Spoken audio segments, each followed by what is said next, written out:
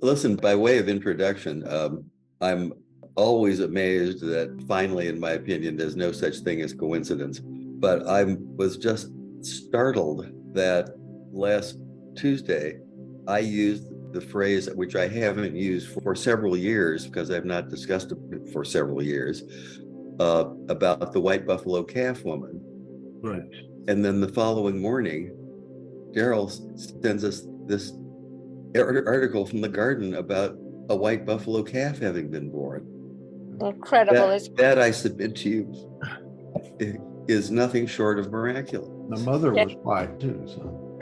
And I heard also heard a program very recently about a pair of albino anteaters. Oh, giant or small? I don't know. It wasn't specified. Oh. I've never seen albino anteaters. Few people have, I'm sure. Do they eat albino ants, or are they covered in albino? Only if they can find them. Yeah, exactly. They can make do with the others, I'm sure. Anyway, the thing about the white buffalo calf is I just find astounding. Can Well, you it is. forward that email? Yes, I think I sent it to everybody. I haven't seen it. I mean, I couldn't find it in my stuff. I intended to send it to everybody in our group, but Well, I see it in my mail. Well, I looked in my junk and my regular inbox, and yeah, well, you want me to send it again, or one? yes, please. I will do that. I could probably do it while we're fiddling around here, but Thank you. And Larry, are you going to recite the poem? Oh, I forgot all about it. Oh, I should have reminded you. Well, I really want to hear it again. there's just there are a few things that stand out, and mostly the alliteration. Yeah. What you recited was just beautiful. Well, I can remember, I think, and the silken, sad, uncertain rustling of each purple curtain thrilled me, filled me with fantastic terrors never felt before. So to still the beating of my heart, I stood repeating, 'tis some visitor entreating entry at my chamber door. That Poe? That's Poe. That's definitely Poe. Yes. And the silken sad, no, I said that one. I said, distinctly I remember it was in the bleak December, and a separate dying ember wrought its ghost upon the floor. Eagerly I wished the morrow. Vainly I had sought to borrow from my books surcease of sorrow for the lost Lenore, nameless here forevermore. Larry, is that from memory? Yes. Brilliant. When I was really fascinated by it when I was in school, and set out to memorize it, and prudently abandoned the effort before I reached the last stanza because that's just too much. Well, it's good practice to memorize beautiful things. Well, and I think it's good for your mind, but my Yes. mind is beyond repair at this point. Well, talk about a mind beyond repair. There are so many valuable things to do with one's life, and I spent the entire morning translating one of Robinson Jeffers' poems into Italian, but not just Italian, but into the terza rima of Dante. Oh my goodness.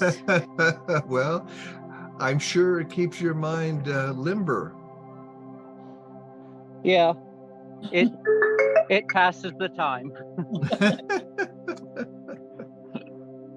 so you could recite it for us in Italian, And we'd never know the difference. You never know the difference. It could be gibberish. But it would sound beautiful. Probably. But that's medieval Italian, isn't it? Yes, well, not really medieval. It's Renaissance. All right. Renaissance Florentine dialect Italian.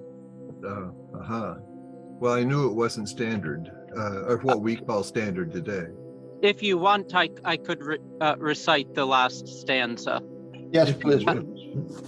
Questi sono gli esseri umani questo è l'aba umana.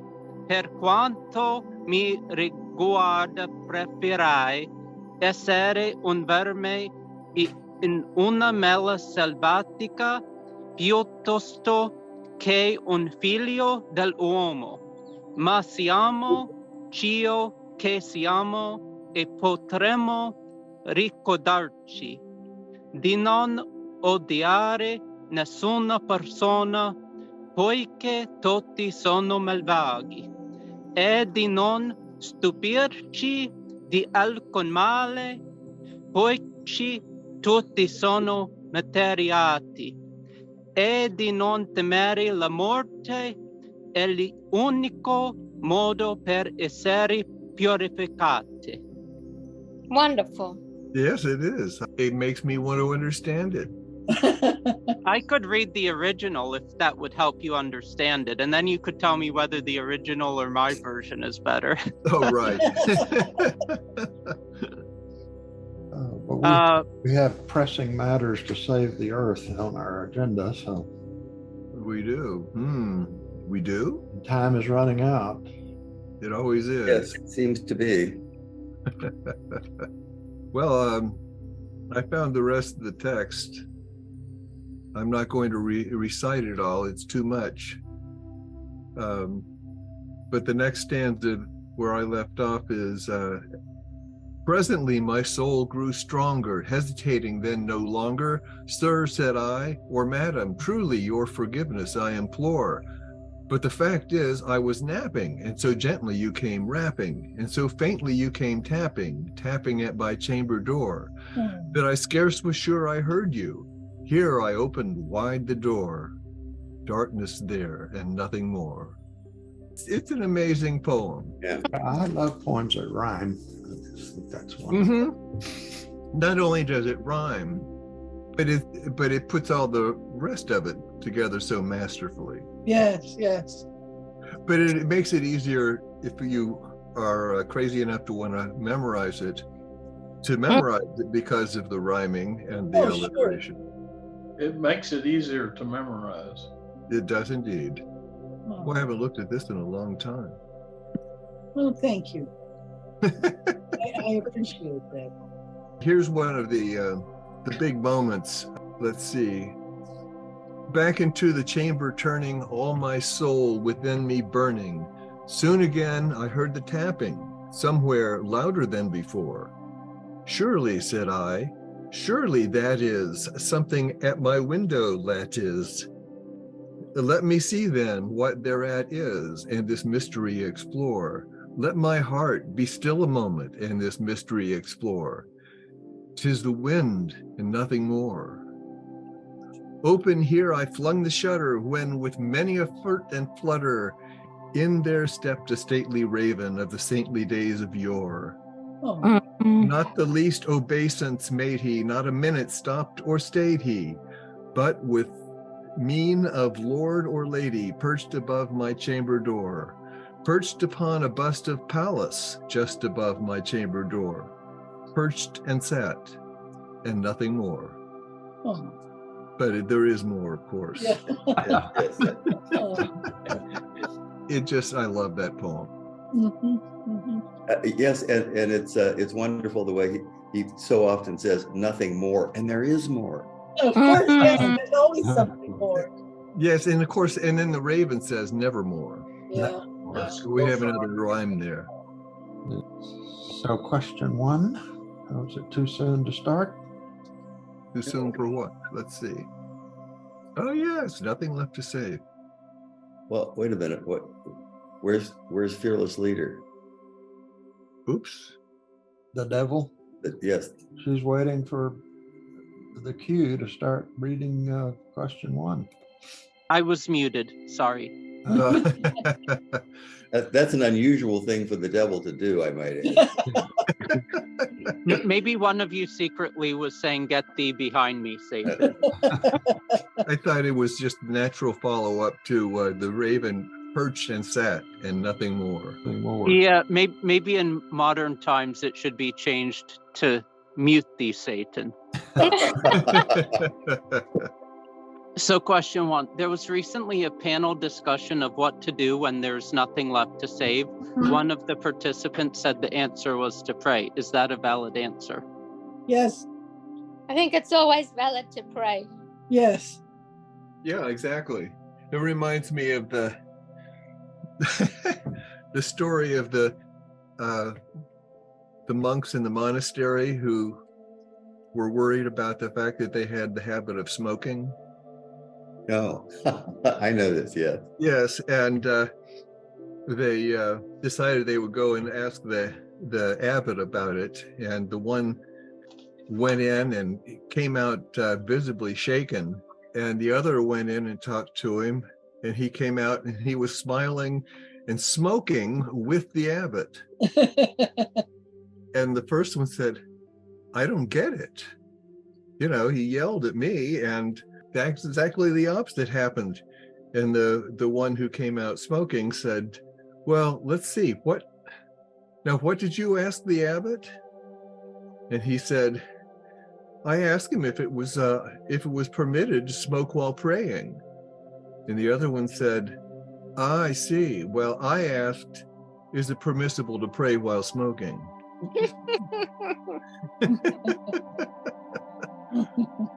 Very nice. Yeah, it's a good story.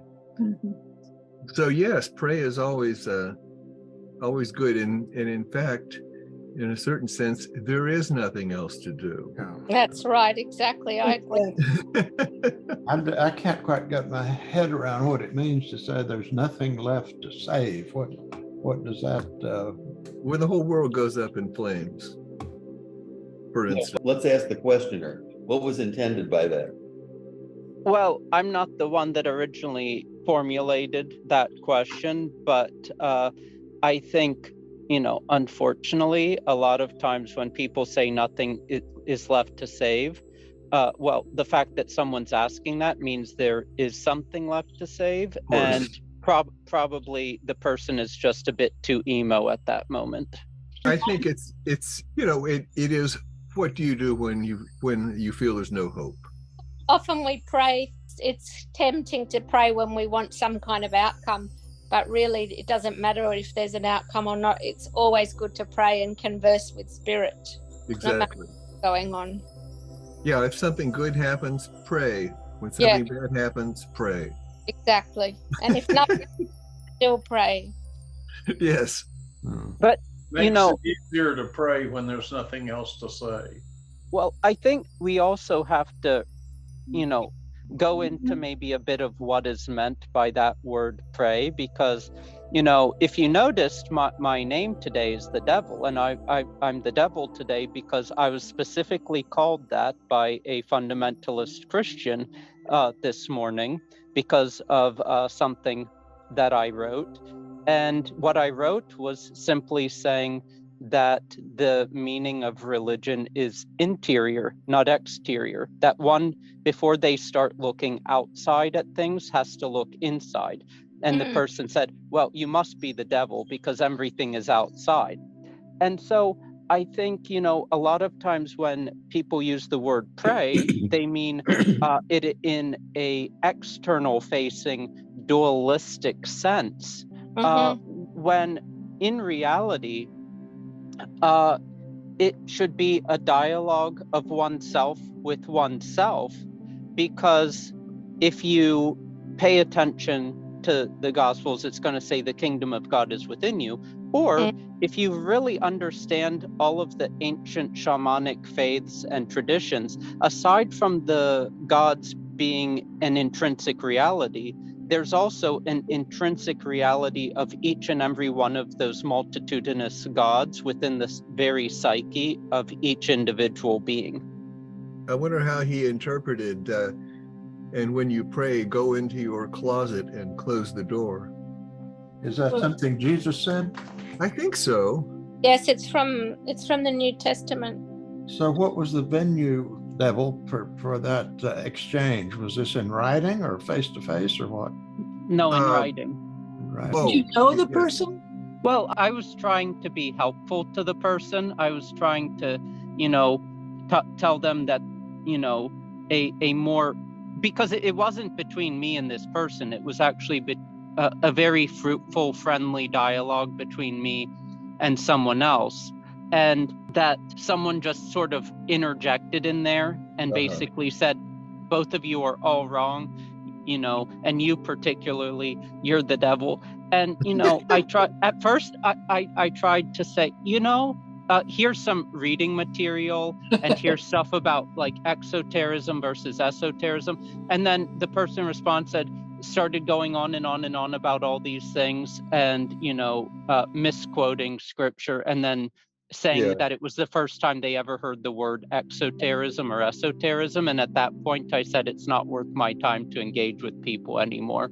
Because you know what? I'm not a saint to engage with people like that. It takes a saintly kind of figure to actually engage with people that have such high levels of willful ignorance. Yes, a saint or a fool. Well, if everything is outside, what meaning does inside have? Well, exactly, and it would have been interesting to ask him if he's ever seen the devil on the outside, and then suggest that he look inside. See, because I've seen him there.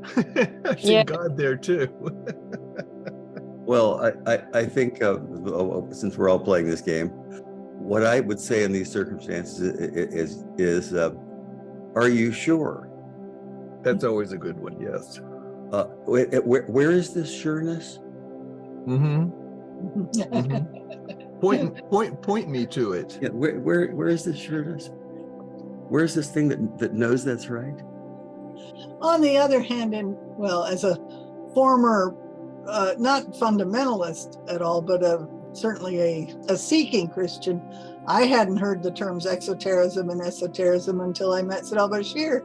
No, I hadn't heard it until I, you know, found the authors that we started out reading. But it's really an important concept. It is, absolutely. Yeah, it's essential. I mean, it was fundamental to me. I had a hint of it when I read about Gurdjieff. Yeah, it was from Gurdjieff I first learned the term. Yes. But it was well elaborated on later. But you know, one doesn't have to know those terms to actually understand this. If someone is simply moderately educated and not functionally illiterate, and they have at all, with any sense of perception, read the things that they claim to be experts on, that they would know intuitively and, you know, intellectually as well, that all of these things are all speaking about internal, interior truths. All of them. It doesn't matter if it's, you know, Islam, Christianity, Hinduism, anything. It's all speaking about interior truths. I'm not trying to, you know, be a Jungian here and go down that road, but there's a certain truth in that as well. Of course. I wanted to change the subject just for a moment. You heard my dings. I got 2 text messages right in a row. And the first one said, "Hi, hello, how are you?" So I deleted it and reported it as junk. And then I immediately got another one. Let's see if I can show you. An attractive young woman? Yes, of course. Yes, she's wearing How better to draw you in? She's wearing a mask. So you think I should delete this one and report it as junk also? It's unsolicited. Yes, I would. I would appreciate it first. All right, I will. Report junk. All right. But she was cute, I mean, I think. At least that. Maybe block the number as well. Yeah, well, you could have saved the image to admire later. Yeah. Well, I might have 10 years ago, but not. Yes, exactly. There's something about the aging process. There is. And I often remember, was it for showing to the man who thinks the devil's outside? Yeah, exactly. Well, he might agree. You never know. She's wearing a mask after all. Yeah, they're wearing a mask.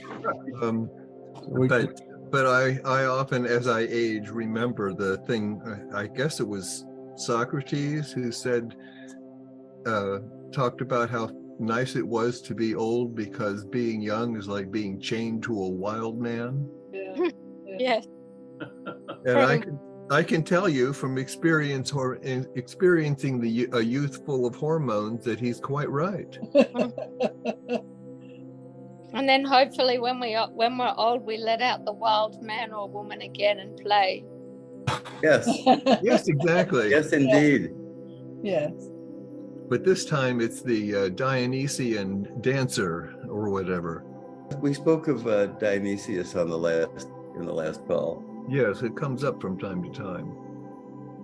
The conversation about nothing left to save reminded me of a story my mother told me about during the Second World War and after some particular bombing raid in Germany, in Munich.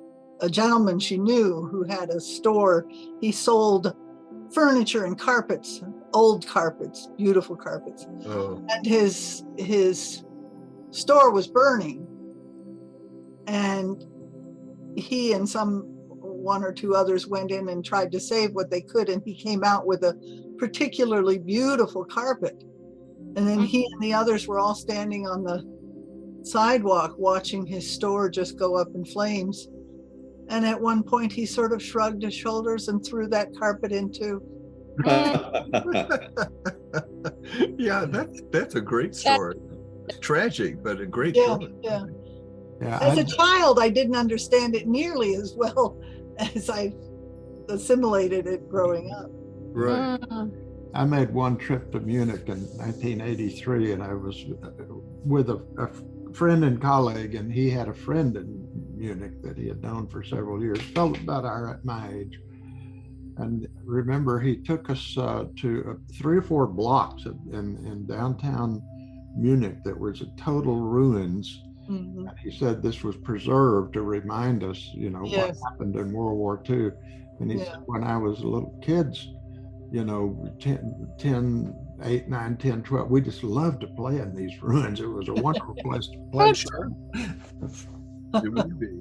Well, I'm also reminded of the Vietnamese monks during the Vietnam War who, when there was practically nothing else to save, they tried to sacrifice themselves to save what was left by immolating themselves. True. Yeah. Well, in fact, that's sort of what's supposed to happen in prayer.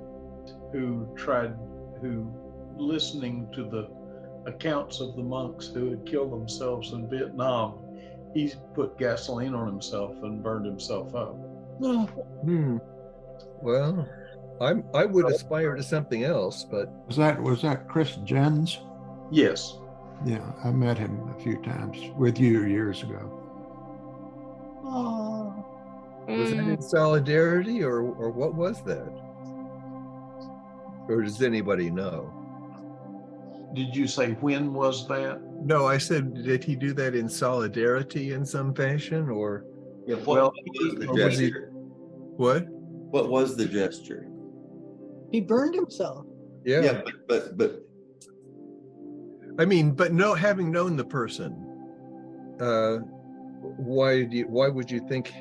What kind of statement did it seem to give you? that's what I'm trying to get at. Yeah. Well, I'm not sure. I think it came as a big surprise to most of people who knew him. Sure. Oh, so he hadn't talked about his plan. It wasn't something that he was expressing to people. Right. I mean, did it seem totally out of the blue, or was it in some sense consistent with his personality or psyche? Well, I think he was overwhelmed by some of the spiritual writings of the Tariqa. Huh. He had been reading those, and then he had tried to contact other people, and he became a Catholic, or attempted to, and then is when he burned himself up. Yeah, what I remember, George, is that he was the organist in that Syrian Orthodox church for a while. Oh. Yes. What was the name of this person you're speaking of? Chris Jens, I think it was Jens. So very Right. close. I was. He was a very serious person, seemed to be, but I think overly serious. I think he was overwhelmed by senses of guilt, perhaps. I'm not sure. How old was he when he died? Well, I think he was probably seemed to be around 22 or 3. Oh dear. Yeah. Oh. Well, I was about that age when the monks were immolating themselves. Right. This was right at the time that they were doing that. And I think he was impressed by what they were doing and decided he would join in. I'm not sure. And some people feel called to sacrifice for something. And for something higher. I don't know how he thought about it, but it's not always completely wacky. But that particular choice doesn't make a lot of sense to me. I mean, it's not always completely wacky, and most of the monks who did it, I actually do see the rationale there, because it's their country that's burning, and they did it in the way that was going to garner the most publicity. And it was also complementary to the teachings. What's a better way of saying I have no attachments than to say I'm not even attached to, the flesh here. Right, the something is more important. Right, exactly. There's something more important. It's basically saying I'm ready to come back as a bodhisattva. On the other hand, for someone outside of that cultural context, I'm not sure that that's necessarily relevant.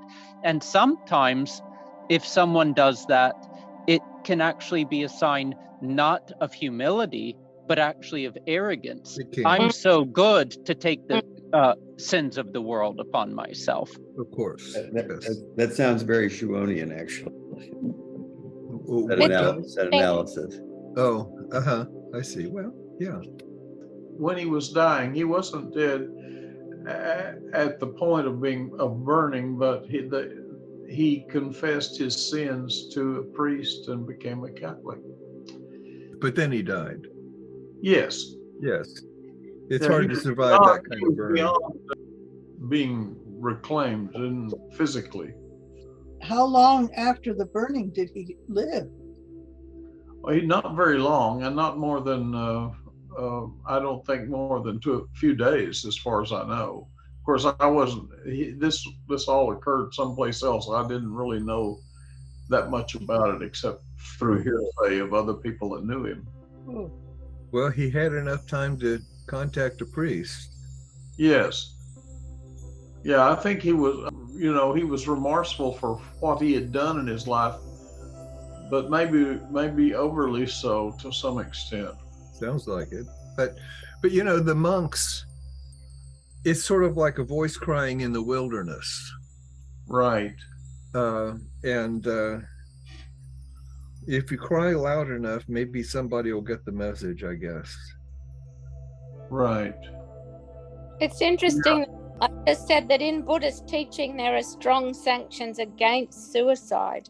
Yes. Most traditions have that. And I think very remarkable about that. And I wonder whether in him converting to Christianity, whether there was some part of him that thought maybe he did the wrong thing, or it wasn't the best action after all. Certainly is possible. I would think that, yes, he came pretty clean of everything that had been troubling him. Well, in Japan they've had seppuku for a long time, or they did have. I don't know if they still do. But that was a Buddhist society. But that's not a Buddhist tradition. That's a Shinto tradition. Oh, I see. Yeah, that makes sense. It predates Buddhism, doesn't it? Yes. I think he was concerned about what was going on in the war, of course, and I think he sincerely was in some kind of an agreement with the monks who were doing what they were doing, but that doesn't mean that you really have the right to do that yourself, because you may understand it as fully as it should be understood. Yeah, I sympathized with the monk, but I didn't go out and get a can of gasoline. Right. I mean, it wasn't just sympathizing. I mean, it's like I appreciated the statement, and I was horrified by it, but that's part of the statement. Yes, that's right. Yeah. Right. Those were strange days, those Vietnam War days. Yes, true. Question 2? Yes. All right. Question 2. If all is from God and all returns to God, then why do mystics try so hard to reach God if they will be rejoined with God anyway? I don't know. We want to join with God now in this life, not just wait for the next. Well, yeah, sometimes you have to try really hard before you realize you were never separate, too. That, yeah, exactly. That he or she was always here. Right. Well, believing something is not the realization of its reality. Oh, yeah. So you might say those monks might be wishing to realize its reality because they don't yet do so. Of course. Well, furthermore, but they know they realize that it is, even if they haven't realized it within themselves yet. Right. And so, it's that statement like, die before thou diest, in order that thou may not die when thou diest. Right, exactly. Well, I think it's simpler than that. We're here and we have to do something. So what is the thing to do? The thing to do is that which is consistent with why we're here. Right. Which is to know God and to celebrate God. And you have to do something while we're here. And we may also have noticed that there are a lot of things that influence us from within or without, that seem to take us away from God. And so there can be work to be done to resist that, or to be able to, like in judo, sidestep it. But it takes awareness of it in order to avoid the pitfalls. Yes, all true. So that's a kind of spiritual work. It's not right. Like climbing the ladder as much as it is not walking into things. It's more of a celebration than it is an attempt to get something. Right. I also really like the idea that we have to strive to find God until we realize we don't need to strive at all. Exactly. I love that. It makes me think of the first question again about nothing left to save. Ultimately, there's nothing that isn't saved. It's so true. And that's very much a shamanic view too. Yeah, makes sense. You said a Semitic view? Shamanic. The shamanic view is that the shaman's view, the Peruvian shamans are the people you studied with. Their view is very much that there's nothing to save, that everything is healed. Yeah, everything is sacred. They live within the sacred. Yes. Everyone saved, we're in the grave. See you there for afternoon tea. Yep, I had that thought too, but I thought I would not mention it. Well, we've been having these conversations a long time, and many times we talk about something and conclude that the world is going to hell in a handbasket. True too. But we could also say, yeah, but that's just the way it is, and that's the way it's meant to be, and here we are. Well, maybe part of it. Maybe it's a little like the monorail that Disney has that always comes back to where it started. Yes. But it appears to be heading toward a warm place right now. But it maybe will pass through the fire and be purified. You can't make up questions like that. That's against the rules. I read that line that in Handel's Messiah, which of course is taken from scripture, for he is like a refining fire, which purpose of course is to get the impurities to separate from the gold and be scraped off. Yes. Yes, I often mention my having read the Divine Comedy, and when Dante reaches the very top of purgatory, in order to get into the celestial realm, he has to walk through a wall of fire. Is that the point at which his guide can't follow him? At some point, he switches from Virgil to Beatrice, and I've forgotten if it's at that point or not. No, I'm going to have to reread that. Yeah, well, because Virgil, according to Dante's cosmology, can only get so far because Virgil was a pagan. Yeah. So he needed Beatrice to go into Paradiso. Yeah. But it's kind of nice having Virgil as a guide. Wasn't he blind? Yeah, well, Tiresias was blind. Was Virgil? I don't know.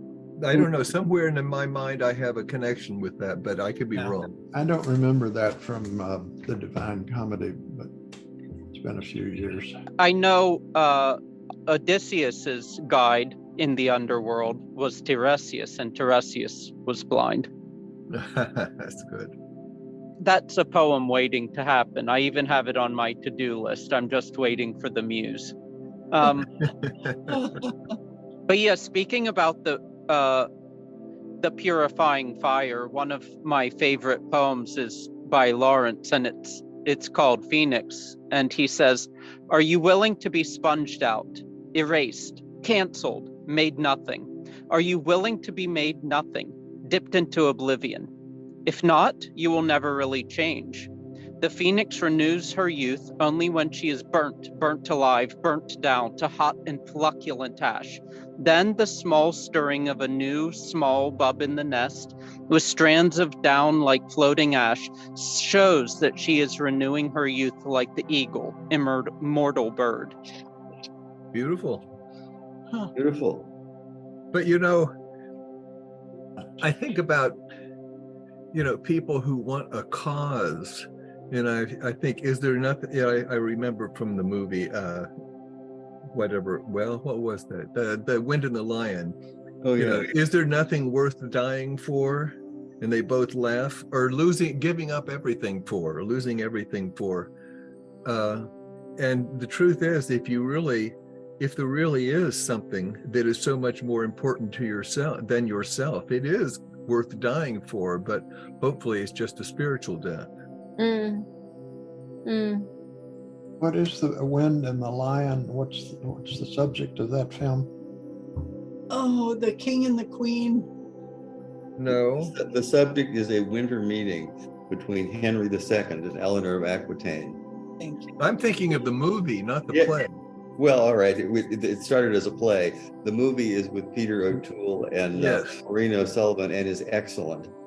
Yes, it is. Is wonderful. Yes, it is. Wait a minute. Are you talking about The Wind and the Lion or The Lion in Winter? Oh, The Lion in Winter. Sorry.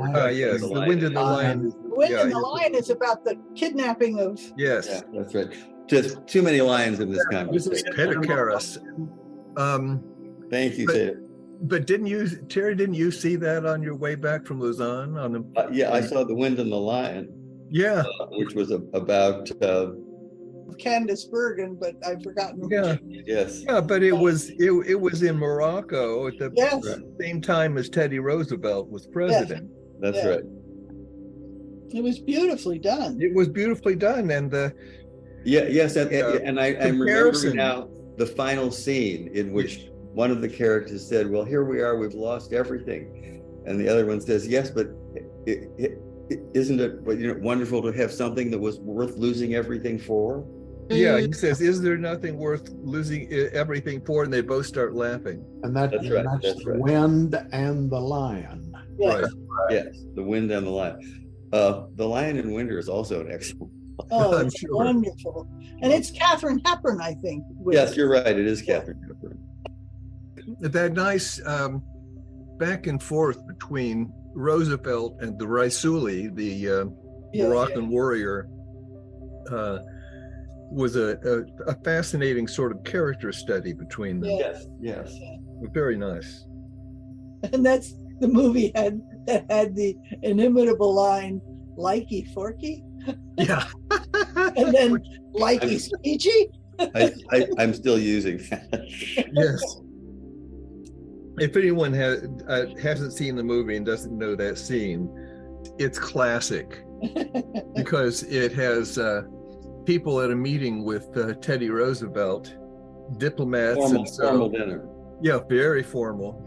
And one of the diplomats is a Japanese, I assume, and one of the man at the table, the very American man at the table, when they start eating, turns to the man and says, "You likey forky?"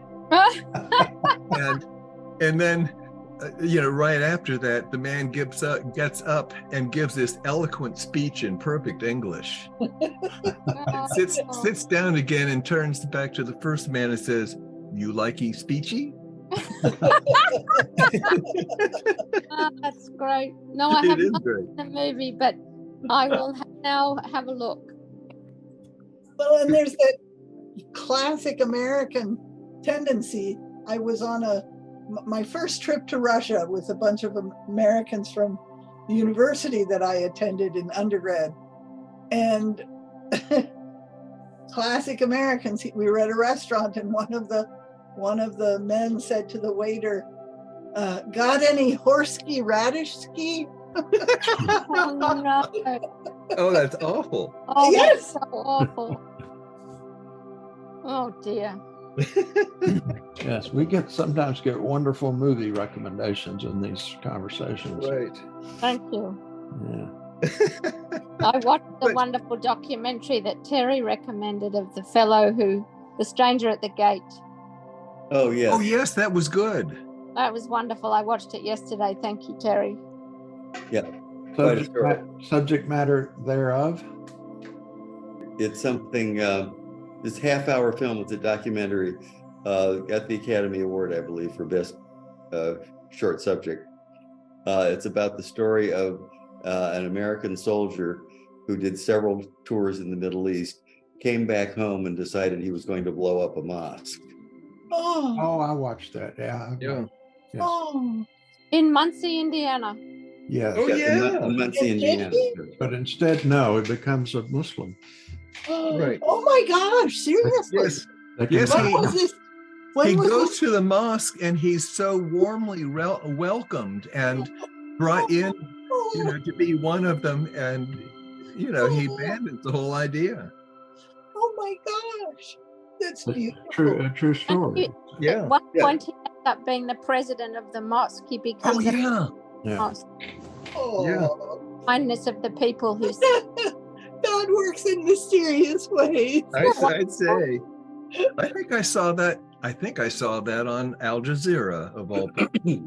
Well, it's not a surprising place. Yeah, I think you mentioned it a few months back and I watched it. I say we get good recommendations here sometimes. Wow, that's beautiful. You'd enjoy it better if you haven't seen it. No, I'm going to. Yes, yes, I think it's probably relatively available online. It may be on YouTube. I got it on YouTube. Stranger at the Gate. I still have to say, if I'm going to make a list of the best movies of all time, number one, Gottfried Reggio's Koyaanisqatsi. Number two, Dersu Ozala.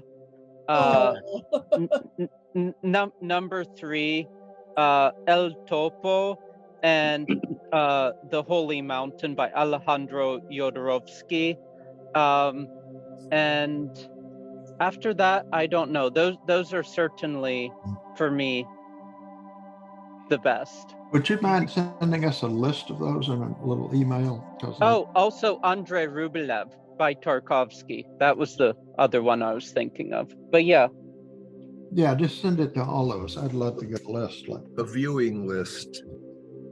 So I usually ask the devil, what is the correct answer to number 4? Oh, well, wait, number 3 comes first. Well, number 2 is the one we've just finished talking about, I think. Yes, but but the devil was brought in extraneously. but number 4 mentions him explicitly.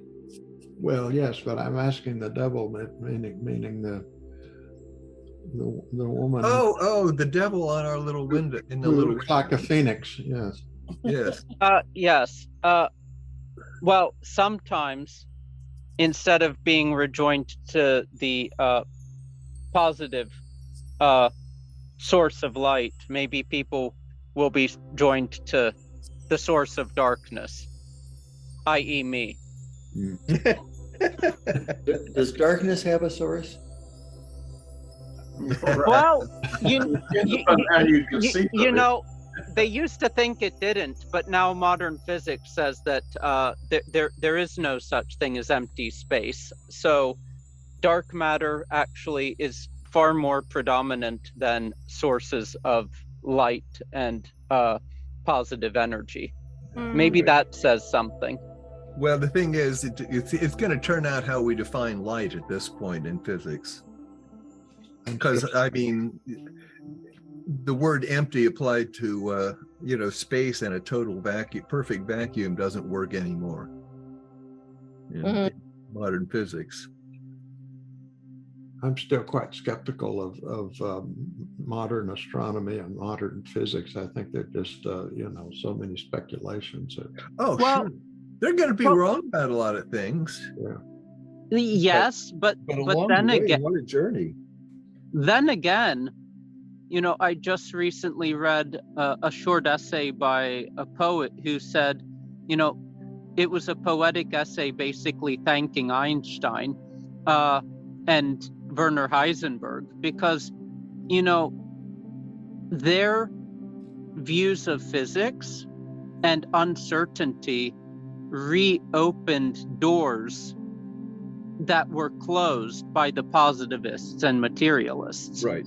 Now, a lot of people, once those doors were closed and they were reopened, they never walked back to the other side. But at least in terms of science and physics, whatever the actual beliefs of the scientists and physicists are, the doors are open. The doors are open. That's right.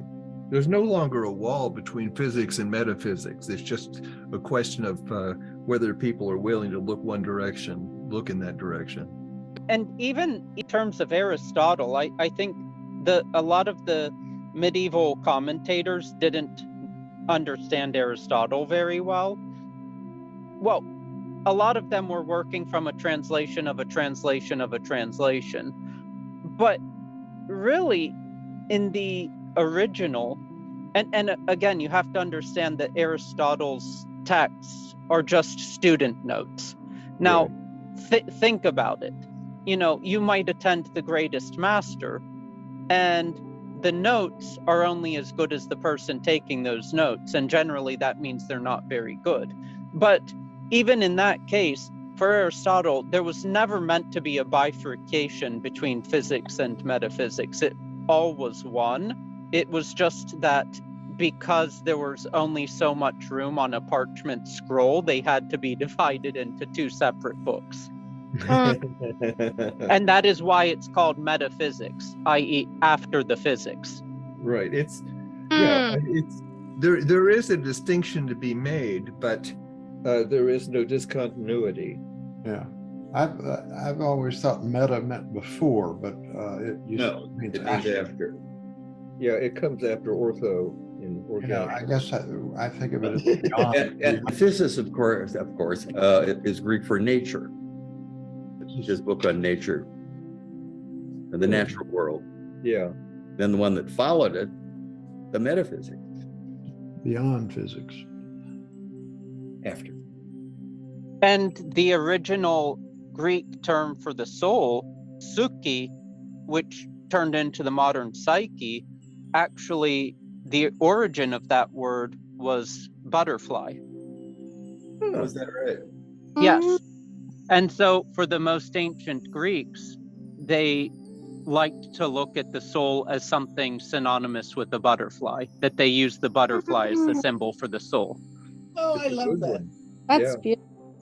Yes. The butterfly whose wings might affect things miles away. Yes. That tempts me to utter your given name, but I shan't. No, there are a lot of given names: Beelzebub, Lucifer, Satan. What was the last one? Nathan? Satan. Oh, Satan, sorry. Well, you know, it's a name just like Nathan. Well,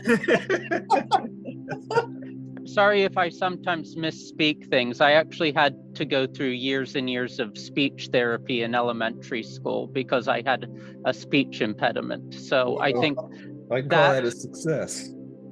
that combined with spending more than half my life in non-English speaking places probably makes me say things strangely sometimes. oh, so how many languages do you speak?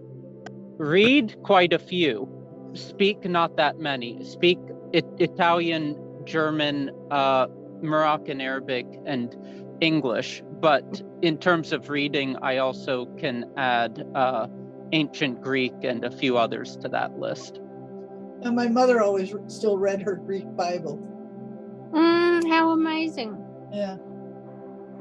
You know, if I could read only one language, I think it would be Greek.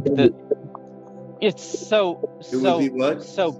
It would be Greek. Greek is ancient Greek is such a beautiful language. I mean, not to say all the others aren't, but it resonates with me. Yes. Well, as an ancient language, it's going to be it's going to be more complete. It's going to be deeper. It's going to have more possibilities of expression, the way Arabic does. Oh, definitely. Arabic, or even the way, if you compare modern German to basically any other modern European language outside of maybe Finnish or Hungarian, there are more possibilities for that precision of expression in multitudinous different ways that you don't get with languages that have lost all of the inflections.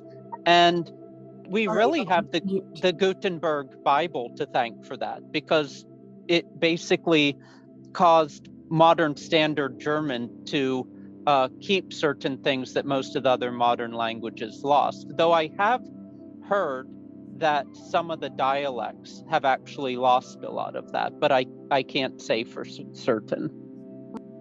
Berta, isn't that your native language, is German? Yes, that's my native language. I just unmuted because of the phone call, sorry. You were born in Germany in World War II? I was born in 1948 and I was 2 when we came to America. So my German, since I never went to school in Germany, my German is essentially a child's German. I mean, I'm fluent enough, but my vocabulary is more limited. And of course, I don't use it like when my parents were living. I don't use it like I did. We siblings, amazingly, we don't speak German with one another because, of course, we all went to school in America. And I remember when I started thinking in English instead of in German. Mm-hmm. How old? Isn't it funny? Like, for instance, I can quite easily read very, very difficult German philosophical texts, but because I used to live in Germany, but when I go there now and have to speak it, it's so difficult because it's all in the passive register. You can read very difficult things with comprehension, but when you have to move from the passive register to the active register, it just becomes so much more difficult. Berta, you say you have a child's German. To some degree, that may be true, but you were a child in a very educated home. That's true. That's true. But that's true. You were surrounded by pretty good German. Well, and my father was very much a stickler, even though my grammar is still not, because I learned to sort of slur my endings so he couldn't tell whether I was saying "den" or "den." Because he would explain it to me and I never got it. I never understood. Anyhow. And did you grow up speaking standard German, or were you speaking the Bavarian dialect? Oh, well, it was Bavarian for sure. In fact, because my father came a year before, he had to be in America for a year before he could send for his family. And when we all got there, my father was horrified at how intensely Bayerisch our German was. He said it was almost incomprehensible to him for a while. Once upon a time, Sheikh Issa referred to you as a real Bavarian. Oh, well, yes. But he did it with positive enthusiasm. Yes, no, he was very kind. And when I got that memorable hug, he told Seda Latifa, "Ich hab ganz Bayern umarmt," which means he had embraced the entirety of Bavaria. Ever the universalist. And there's a sweet story. I went back to Germany with my oldest sister, and she was remembering a certain. We were in Munich, and she was remembering a fountain that she remembered as a child, but she couldn't find where it was. And there was a passerby, a man, and she asked him politely if he knew where this fountain was. And of course, she asked him in German, and he said to her, "Meinst du bin verrückt? So wie's reden wissen's genau wo es ist," which means, "You think I'm nuts? The way you talk, you know exactly where it is." Because of course she still had her Bavarian dialect, but she wasn't about to say, "Look, I've been out of the country for years. I was a child when we left. I'm just..." Yeah, exactly. She didn't sound like a tourist. Yeah, right, exactly. And he wasn't going to be had, so to speak. Well, my friends, inshallah, you can all gather here on Tuesday, but I'm going to need to miss that, having out-of-town visitors. I guess we know where we stand. I'll be next week also at a retreat for my ordination program. Excellent. So I will catch up with you the following week. All right. But you'll be rejoining us as the Reverend Dr. Felipe. I will join. We will treat you better then. Well, yes, exactly. That's right, Sadie. Exactly. We look forward to revering you. Yes, and we expect more highfalutin speeches. Yes, you do indeed. I'll have to scrub up. Yes. All right, till then, till Thank you all. Yes, thank you all. Thank you for the questions. You're welcome. And thank you all for being here. Inshallah, I'll see you next week. Allah. Bye. Thursday of next Assalamu week. alaikum. All right. Assalamu